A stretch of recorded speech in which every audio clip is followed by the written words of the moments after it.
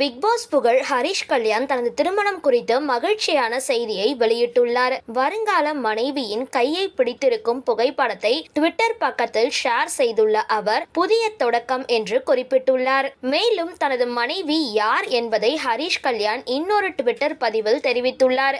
அதில் சிறு வயது முதல் எனது கனவை பெற்றோர்கள் ஊக்குவித்தார்கள். அதே போல இப்பொழுது நீங்கள் அனைவரும் எனக்கு மிகவும் அன்பையும் ஆதரவையும் காட்டி வருகின்றனர்.